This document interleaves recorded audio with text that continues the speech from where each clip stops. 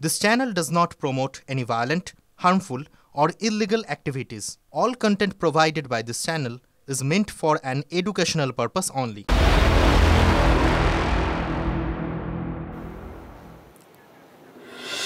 এদিকে ভারত বিরোধিতার জিগিরকে আরো উস্কানি দিতে আজ লং মার্চ ঢাকা থেকে ভারত সীমান্তের দিকে লং মার্চ বিএনপির 3 সংগঠনের নয়া পল্টনে বিএনপির প্রধান কার্যালয়ের সামনে জড়ো হবেন বিএনপির 3 সংগঠন যুবদল, ছাত্রদল, স্বেচ্ছাসেবক দলের কর্মীরা।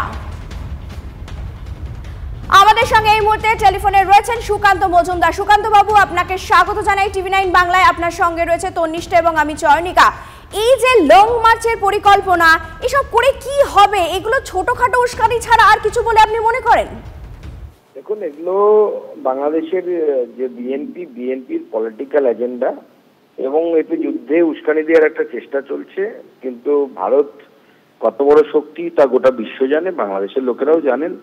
বাংলাদেশের সেনাবাহিনী যারা যুদ্ধ করবে প্রকৃতপক্ষে যদি প্রয়োজন হয় তাদের দেশের হয়ে, সেক্ষেত্রে তারাও জানেন যে ভারতের সামনে কতক্ষণ কত মিনিট তারা টিকতে পারবে।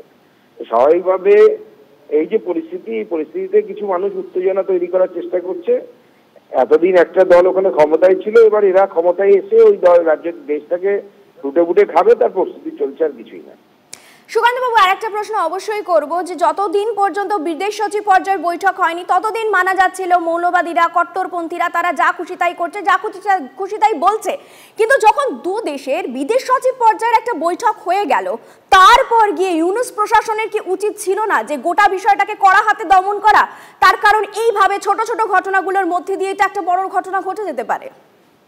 দেখুন, যে সমস্যা হচ্ছে, যখন কোনো দেশে নির্বাচিত সরকার থাকে তখন সেই সরকারের দায়িত্ববোধ সমস্ত কিছু থাকে, রেসপন্সিবিলিটি থাকে।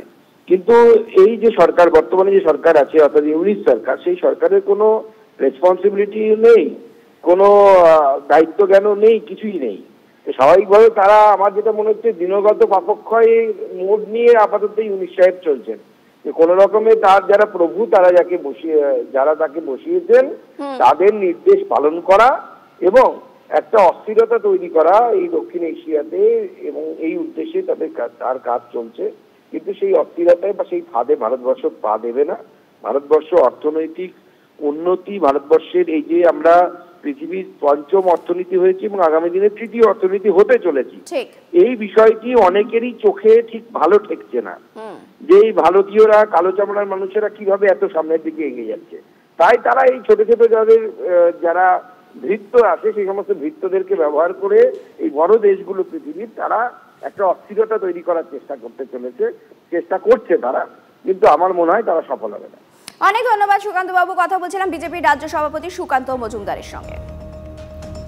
আজ 3 জায়গায় সমাবেশ, ঢাকা নয়াপল্টনের পর ভৈরবে সমাবেশ এবং শেষে আখাউড়ায় স্থলবন্দর মাঠের সমাবেশের পর শেষ হবে এই লং মার্চ। এই লং মার্চ এখন কোথায় রয়েছে এবং তাদের কি পরিকল্পনা রয়েছে, কি কর্মসূচি রয়েছে আজকে, সমস্তটাই জানবো। আরো তথ্য নেব, আমাদের প্রতিনিধি প্রদীপ্ত আমাদের সঙ্গে রয়েছেন। প্রদীপ্ত, দেখো, ইতিমধ্যেই নয়াপল্টন যে বিএনপির দপ্তর রয়েছে, সদর দপ্তর, সেখানে জমায়েত শুরু করে দিয়েছেন এই যুবদল, ছাত্রদল এবং স্বেচ্ছাসেবক দলের যে কর্মী সমর্থকরা রয়েছেন, এবং তারা কিছুক্ষণের মধ্যেই সেই লং মার্চ শুরু করবেন। যে লং মার্চ তারা ঢাকা থেকে ব্রাহ্মণবাড়িয়া, আখাউড়া যে জায়গা রয়েছে অর্থাৎ আগরতলা সীমান্তের দিকে ভারতের অভিমুখে সেই লং মার্চ তারা নিয়ে আসবেন। এবং সেই লং মার্চের আগে তারা মোট 3টি জায়গাতে সমাবেশ করবেন। সমাবেশের মাঝামাঝি কিন্তু এই সমাবেশে সরাসরি বিএনপির কোনো নেতা তারা উপস্থিত থাকবে না।